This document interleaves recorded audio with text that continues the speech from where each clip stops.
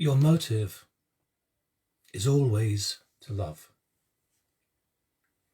Your intention is always to love. Your aim is always to love. Your action is always to love. And for that love to be expressed, and perhaps to be loved in return. And where it is thwarted, there comes sorrow. And where it is thwarted, there comes rage. And thwarted again, there comes hatred and a need to destroy for revenge. A simple rule for an actor to follow. A simple rule if you know how. Your motive is always to love. Your intention is always to love. Your aim is always to love. Your action is always to love. And should you be unsure, explore.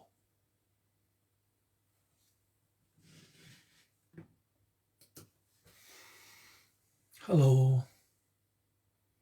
That's a poem called Acting Class, and speaks very much of the primary technique of the actor to try and figure out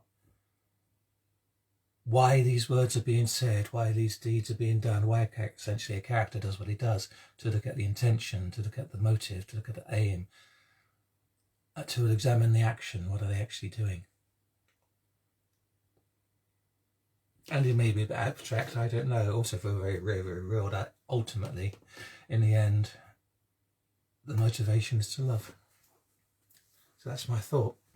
And I've thrown it on today because I'm going to do a bunch of poems that touch on the theatrical and the acting and the actor and the audience. So I've got my pearl neck on. I've got a slight beard, which is my measure of how many days since I've had an audition. I've brought my player's crown that I wore in King Lear, playing King Lear, and I brought my one and only acting award, my Charlie, for playing Scrooge in Christmas Carol. Hello.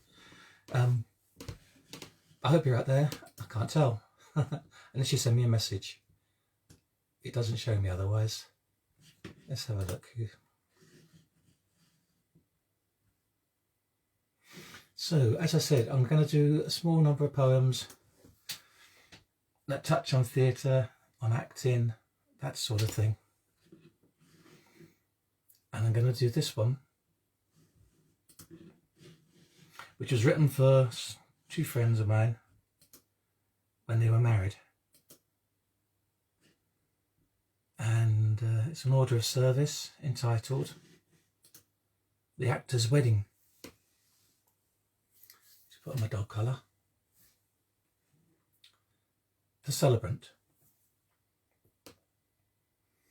Dearly beloved, we are gathered here today to cast, rehearse, and open a very special play. A one-time performance to run for 50 years at least. No mousetrap this. A comedy, a mystery, a thriller, a history, a dance show, a stomp, a romantic romp, a musical, a teaser, a veritable crowd pleaser. High drama, coup de théâtre, filled with feeling, love, laughter, and occasional tears. To the groom. Equity member, do you take this actress as your queen of the screen, your leading lady and Hollywood dream? Will you dress her in glamour and buy character shoes, red carpet gowns, shoes, and more shoes? Keep her in your spotlight, pay her union dues. Give an Oscar when she uglifies and a BAFTA in the bath. Cover her when she dries or is late. Amuse her with pratfalls, anything to make her laugh. Will you run her lines, give her cues, learn her by heart? Check her makeup, chase her agent, and just applaud her till the curtain do you part? I am an actor, lovey. I do. To the bride. Rising starlet, do you take this actor as your matinee idol and leading man, to understand him and understudy him as best you can, to applaud his every entrance, his stage fights, to ah and ooh, and the morning after press night give a positive review? Will you give him clear direction and remember his goal? Listen through his monologue, his first night nerves, his jitters, and at every last audition, cast him in the role. Run his lines, give him cues, learn him by heart. Check his flies, chase his agent, and just applaud him till the curtain do you part. I am an actress, darling, I do. May angels bless, the union protect, Dr. Theatre keep you well, and residual checks. I now pronounce you star and co-star. You may stage kiss the bride.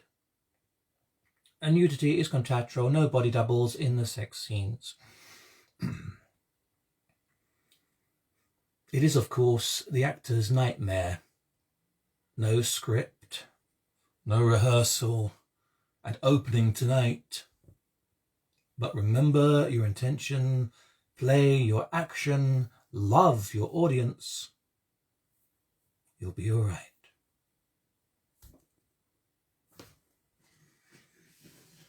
The Actor's Wedding, Fellaini and Nigel. How are we doing out there?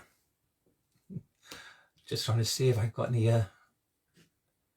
messages or anything like that to say who's watching. Can't see anything yet, my technicals won't allow.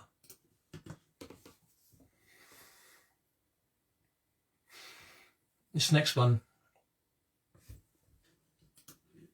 is very much of the actor's life, although, a little spoiler alert, it's of course a grand metaphor for another moment that we very often have. It is the case, it's happened so many times, that hindsight has shown things to me about the job I'm supposed to be doing that I didn't know at the time and then I see afterwards. Ah, Saz, Jerry, Carlos, hello, yes. Good to see you. So, any actors out there, Carlos, may recognise this moment, or at least some aspects of the life, in this poem called Exit, Stage Left.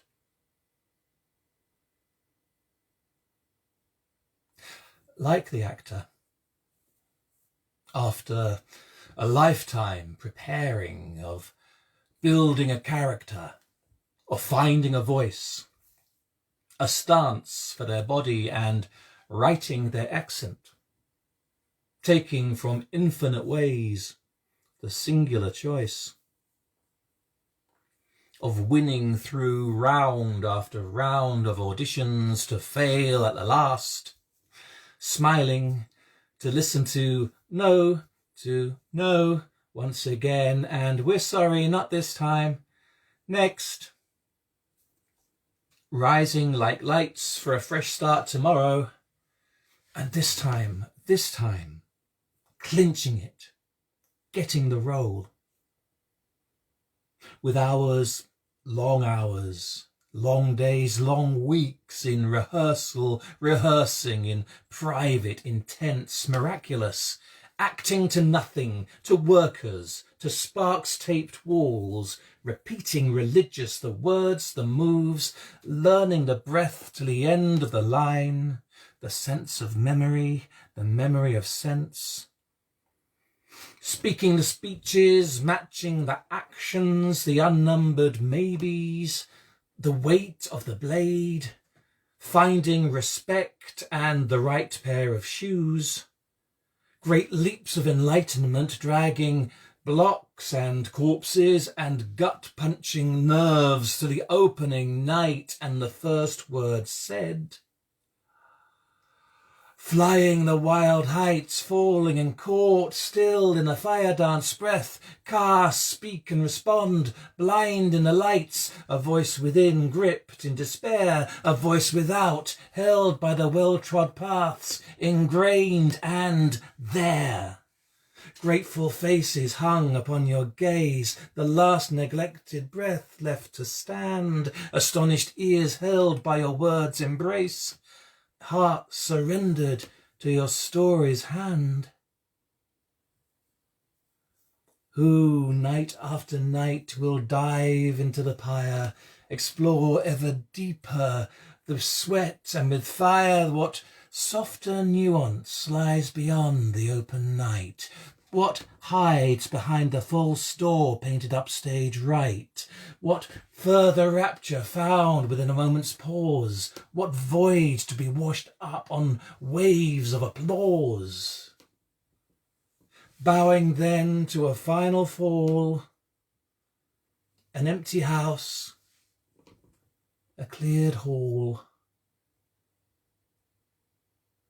bare on a stage, dismantled, unpropped, stripped of set, of streaky grease paint costume, and the worn pair of shoes, listening still for the echo of the last line said, suddenly, certainly, knowing, beyond all denial, just how the role, the tragic clown, the poor old soul, unknowing and untutored, ought to have been played.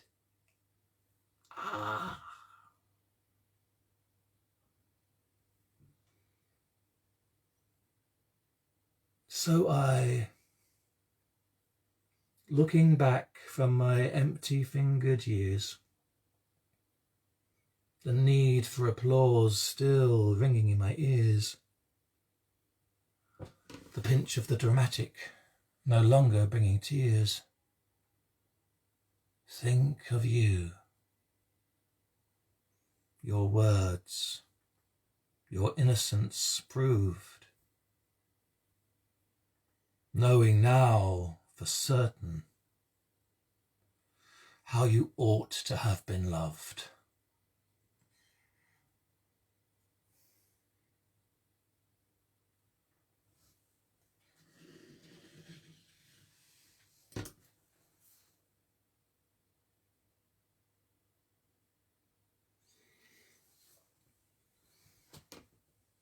An actor has this feeling long before the lights kick in and the silence rises, apprehension floating like the angels on the first day. And of course, the unknown character who never steps upon the stage, listening, making choices, is met as if for the first night. And then there is the action and the words thrown into space, surrender to one's body's own memory of what it needs to do. Long before then is the actor knowing, I cannot act now. And that is the terror.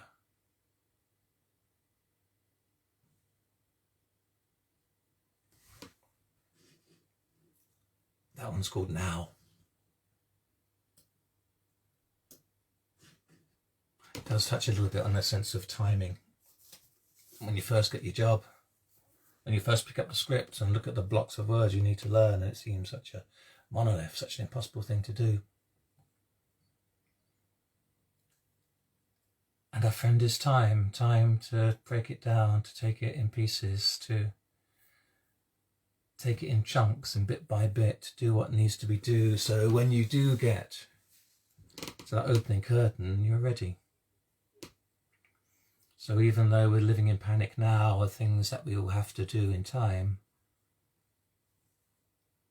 Time, we hope, will take us and make us ready for it.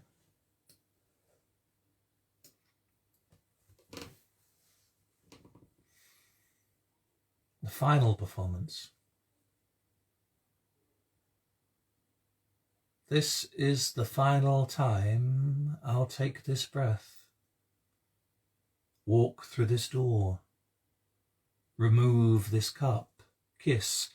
Fight lovers. I have fought this 100 nights before. And matinees twice weekly. The final time these lights will bathe my face. This gun will fire. This cup will smash. A new cup every night. These boots reveal the strength of my desire, whilst showing off my leg quite sleekly. The final time these words will leave my tongue, my face will swell. The turn of the plot, her heart, the twist, the whole of the house leaning in to hear the story I must tell, offered up to the gods of theatre so meekly. The final time to feast on the applause and take the pose. To love the company, smear the paint, collect the cards. Dress once more within one's own shabby clothes before slipping out the stage door.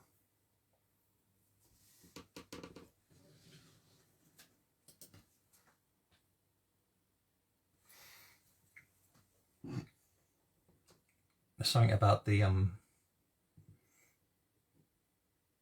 schism between I don't know, the glamour at the front of the house, looking at the stage and the lights and everything, and the dusty, messy, tatty, shabby backstage. It's probably reflective of all of us, of how we appear to other people and how we feel about ourselves. But it's particularly heightened in show business, I think, and this show one's called Schiz. The glamour is such that one will see a marvellous man, a god, a woman exquisite, or else one will see nothing. The vision is such that one must stand back to behold it, hold it, take out the camera. Approach the goddess, she shrinks, and one does too. This is not true. You need no media to mediate. Step into the dream. You cannot step out of it. Dirt and dust are unfairly villainized.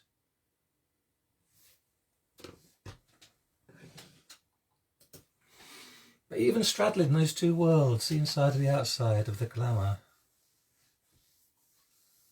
the performer and sometimes the audience, the wizard and the mundane.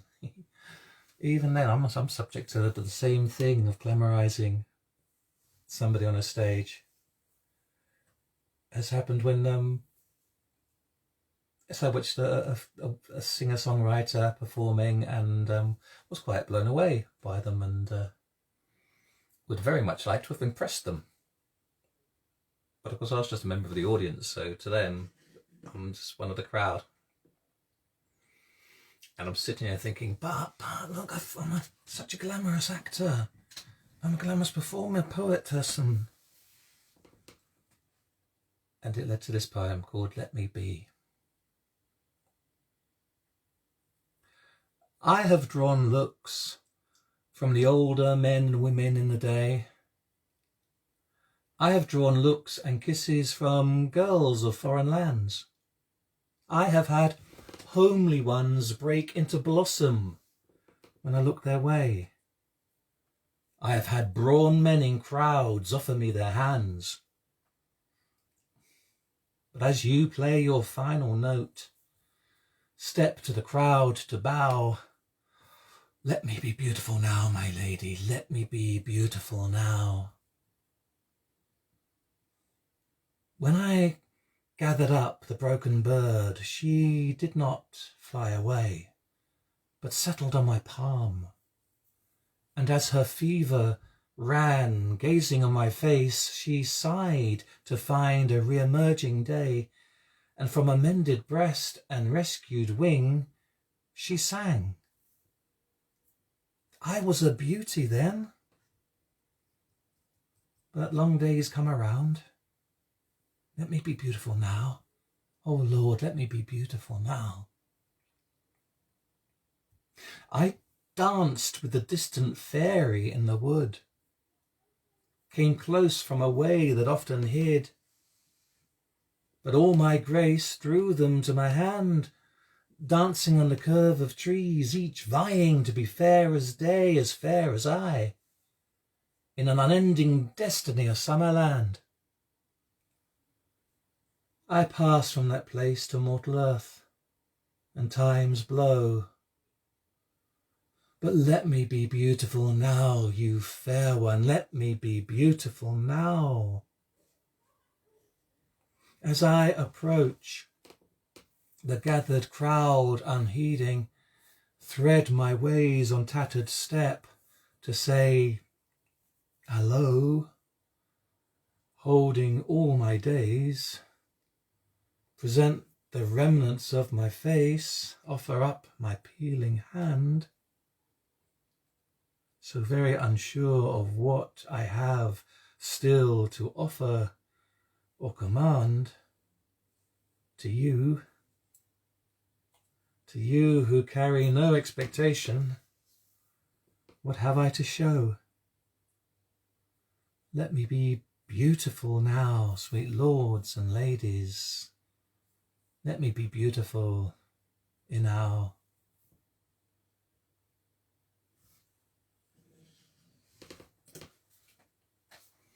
Just one of the crowd with glamour in their eyes, not quite knowing what they're seeing.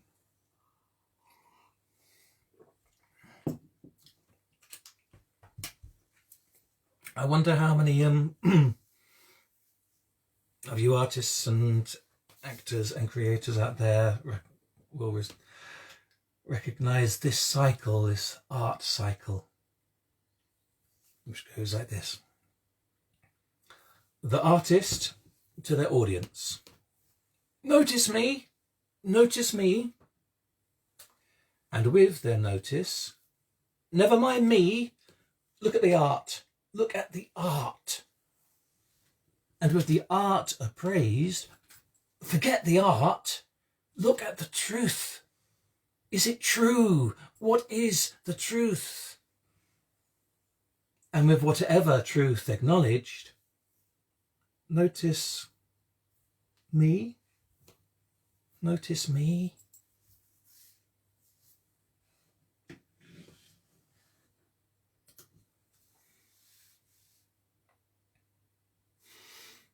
I'll be doing out there, I think, yes, Bernie's here, hello. And Paloma, are you there too? I think, I'm not sure. Hello. Right, yes, a few poems that come out of my theatrical acting experience. People often take it as read that because I'm an actor, that's why I perform the poems the way I do. I'm not 100% sure that that's the case. I feel such different skills in a way. For one thing, as an actor, you're usually portraying another writer's words. You're also trying to portray yourself within the situation. There might be a sense of more detachment with the poet. But certainly I think one of the things that overlaps is a sense of intention. What is the character trying to achieve alongside what is the poem trying to achieve? And then taking the action that's appropriate to doing that. Which may mean a big theatrical thing, or it may be a very stripped back, you don't even need to see me in this, just listen to the words. It's a thought anyway. These next few, I think, all touch on that sense of a performer and their audience. The experience of being a performer, the interaction with the audience, whether it's theatre or anything else in the end. I'd like to put them all here and run them together as a short set in themselves. With this first one, Tryst, being a conversation between the one who is speaking and the one who is listening. Tryst. This word marks the meeting place of you and I. I throw it like a stone into your pool, and so you soak it up. You bring as much in hearing it as I in giving breath, more, perhaps, in being moved, my rippling through. You take my blows. I could as well be shouting to the winds, except with you, I hear my landing, the impact of a startled bird, a falling man caught in a gentle, loving hand.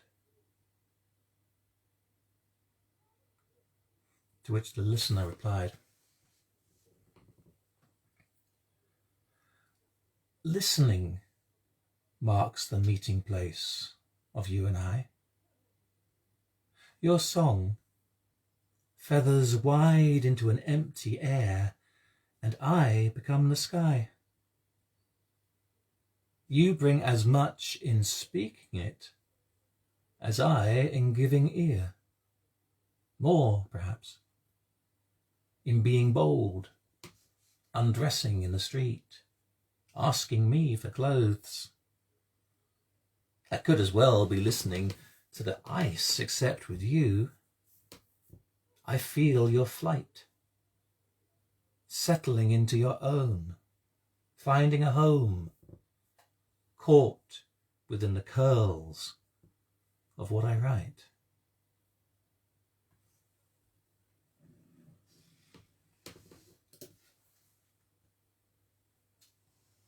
Living for you. I do see it sometimes. In your rain-washed eyes catching sunlight, that your calling has been answered. I feel it too, close. The cry of lightning smile and the thrum that means your blood's in mine. And mine's in yours, and all sublime. Reverberation as your breast quivers, my head lifts, and I know the God has stepped in, rampant, queer, ready to be taken by any with a goddess opening. Such moments, as I hang high on a god's breath, watered by the welling on a goddess's thigh, when every thrown planet has been justified, still, blown through a falling sky, and you have moved on, I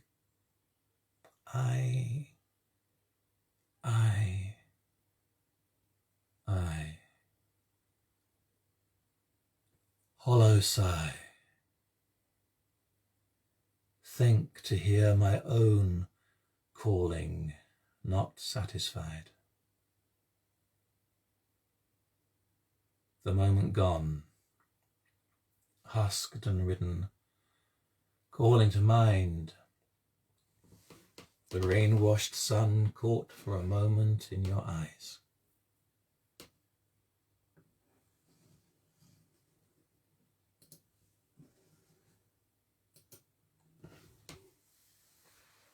Escapes. Light now is like the glare of an audience. I cannot write without it. The impact of a punch rolled with is a ghost of a trauma, stays with you. The storm of crowd gathered up to hear is the only clarity and quiet I can bear. That I dodged that bullet is a sense of complacency I cannot afford. Blinds me to one that bit, the breath of fist, the slice of light that jumps into my eyes. Every escape comes back to me at night, wondering about real life. Real life.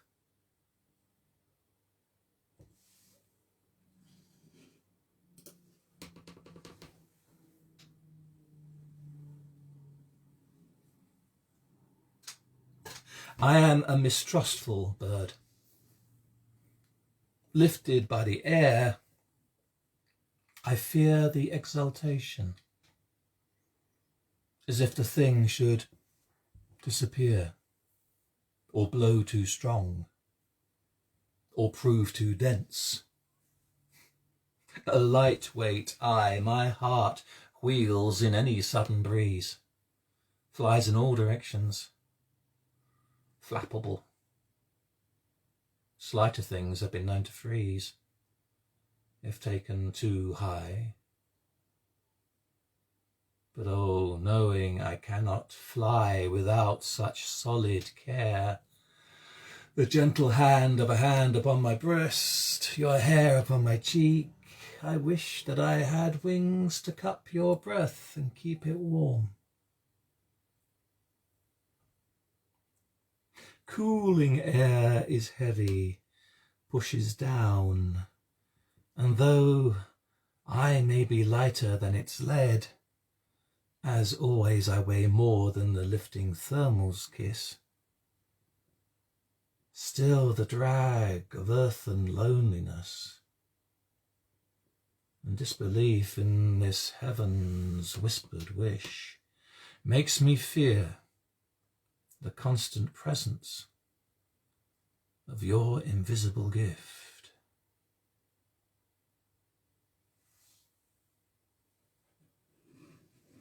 Lover's Air is another that might be spoken by the performer to his audience, as this one also, that you may know. I have made myself nothing but love, to burn golden in your blood, that you may know warmth,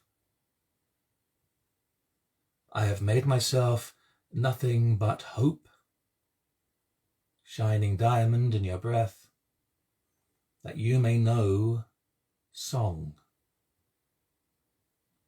I have made myself nothing but yours, forever held within your palms, that you may know answer. I have made myself nothing but self, growing from such selflessness, that you may know me.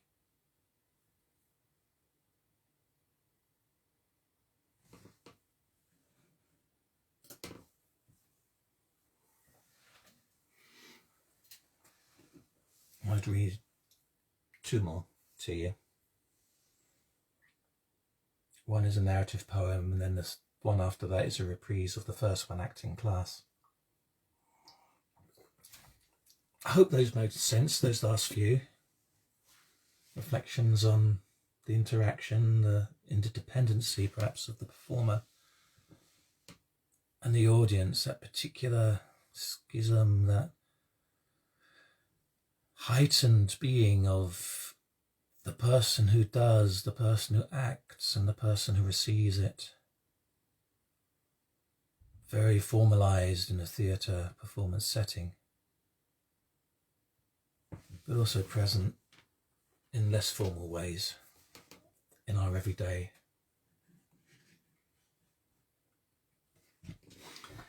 This second to last one is more obviously theatrical, because it's called The Travelling Players.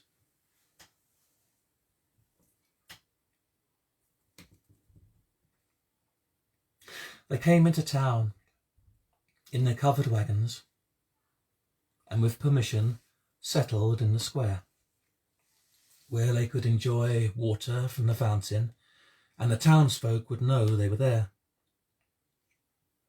With practiced ease, they opened up the stage, set the props, hung their costumes out to air.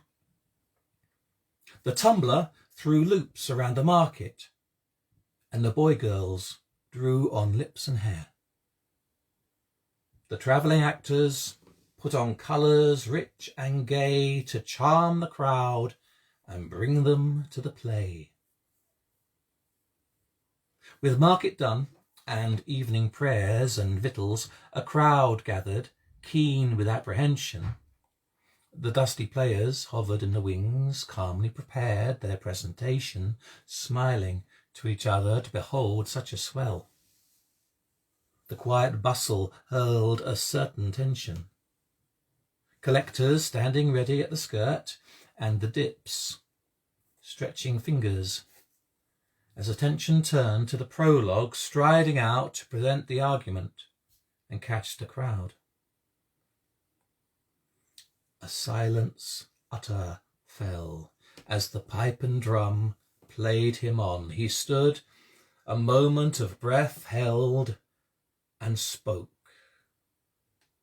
It rolled across their staring heads, a mighty line around the market knelled.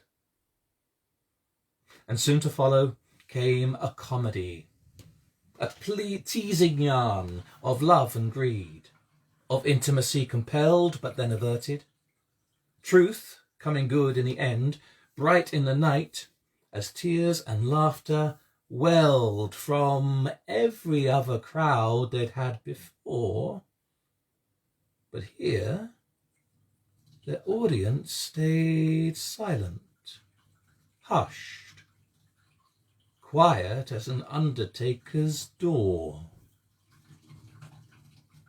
The final capers cut, the company took their bows beneath a starry silence, watched the people of the town disperse under a moon full, but bereft of sense. Without a word, they took their banners down, packed their gear, intent on getting swiftly hence, gathered by the fire for a paltry supper and small beer, expecting naught in recompense. found the troop captain gaping at the hall of pennies, farthings, shillings. Plenty there, more than plenty there for all. Never in the leagues and years spent travelling had such a take been had on just one night. The actors and clowns were used to ravening and pinched stomachs, ground teeth, ribs tight, preening for a penny, singing for a scrap, often from a village in a race or a fight. Hand and mouth was their living, their tools in trade. Hands covered mouths now in confused delight. "Fellows," said the captain, "from this luck we might borrow, forestall the moving on, and play here again tomorrow." The second night they played a sprightly farce of lovers confounded by twins, and wives mistook for dolls. The boys in frocks kicked their legs high, their eyes wide. The husbands' wives lashed upon the asses and behinds. The judge was brought a cropper, hanging lives in the balance, and the constable took them all down with the strength of his sides. But through all the folly and the tears spent, not a sound was heard from the crowd intent. Another hall justified another night, a tragedy, the saddest tale they knew, of a king losing first a son, a daughter, then a wife, dwindling as the son grew, calling to the gods who no answer gave, his unknown grandchild, delicate and true, guiding in his blindness, left an old man crying in the catacombs of the ghosts he slew. And silent in the dark, not a tear was shed. Soundless, the gathered watchers sat and stared. As the moon waned and turned, the players rode their luck, dusting off an old and faded history or two, revived another groaning romp, whose corkers gave themselves much hilarity. But though each night the audience returned and silver coin came in without parity, the barren field of silence with them brought remained a leaden coffin full of mystery, till the youngest even, full of their own song, let their voice drop, wondered what they did wrong. As winter approached, the troupe began to fail one by one, or in dance pairs they went, took their own parts to improvise along the way, silver in their purse, eager to be spent, perhaps on reassurance from a loving eye. The dippers felt the cold, the tumbler bent an ankle on the ice, the drummer burst his skin. Soon just the captain in his tent with his chest of coin, grieving for his son who, too old to play a girl, married and was gone. But the people of the town returned each night with pennies in their hands. He would not take the coin, but still performed a play, sometimes extempore, the knight, the maid, the rake, the croaking, shivered beggar, sometimes too the unknowing fool, falling flat to break a heavy moment with a clownish relief, if only for none but his own sake. Here's the only voices of a knight, the slap of a stick across his own back, and not a clap.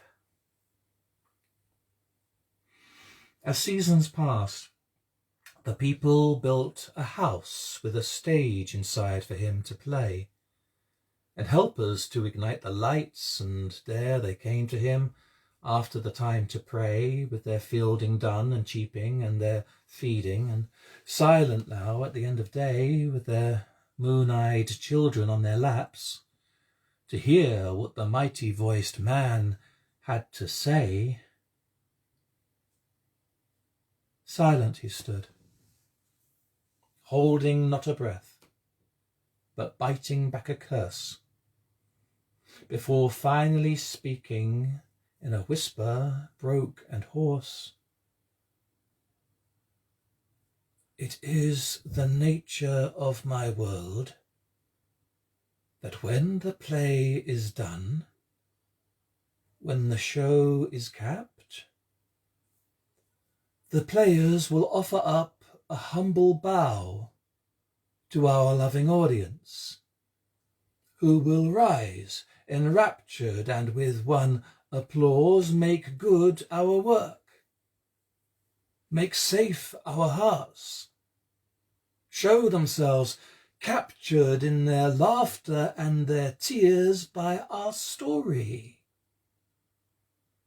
Why have our shadows in your silence been so trapped? Why, bereft of any show of love but coin, have I so endured? Whence this disjoin?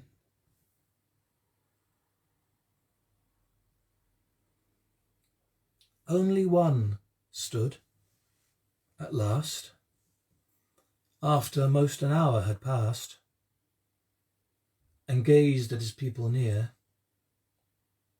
His elders gave a nod, and then he spoke, in an unused voice, hesitant but clear. Sir, we have not had one as you before, standing high above our masses drear, speaking with such power and fire from the deepness of the belly, it made us fear for the power of ourselves. We did not know if we showed you too much love, would you go?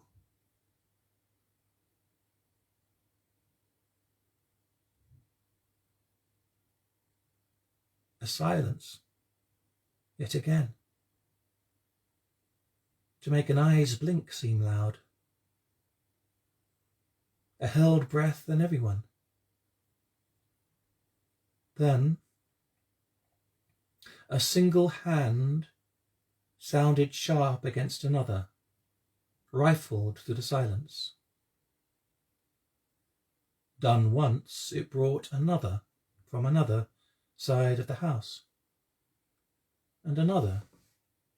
Rising thunder bubbled, burst, hooves approaching on a plain, then a gushing, wild, roaring river run across a waterfall, free flying in a crowd, such a rampant sheet of lightning through the crowd. The old actor stood impaled. The mask broke, and like a human loved, he wept. The young one stepping from the throng to raise his hand to show them one and all he was not alone. And all his tempestuous pity was drowned in the storm of care they made his own. Nor stopped the applause, the cheers, the roars, till every last raindrop of love was shown. Cupped in an enclosing sounds, hands displacing air into a warm embrace, rippled through with care. They waited then together for the waves to break into foam, to recede from the shore into gentle silence. Then, with paint smeared across his face and a catch in his voice, the captain began his prologue once more.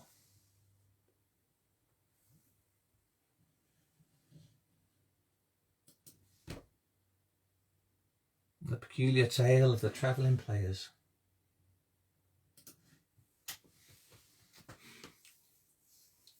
A fun one to read. I hope you enjoyed. All there is to do now is to reprise this first one I did from the very top of the show, which, if you may recall, talks of the actor's skills and techniques of identifying the character's motive, identifying what they're actually doing, figuring out why they're doing it. Thank you very much for being here and listening and the messages. The video will be on the timeline after if you fancy another look, and I'll post the set list in the comments too. And I'm going to do some more, fingers crossed, day after tomorrow, which I believe is Saturday. So just to finish off, acting class. Keep well, much love. Your motive is always to love. Your intention is always to love. Your aim is always to love. Your action is always to love. And for that love to be expressed and perhaps to be loved in return. And where it is thwarted, there comes sorrow. And where it is thwarted, there comes rage. And thwarted again, there comes hatred. And the need to destroy for revenge. A simple rule for an actor to follow. A simple rule if you know how. Your motive is always to love. Your intention is always to love. Your aim is always to love. Your action is always to love. And should you be unsure, explore.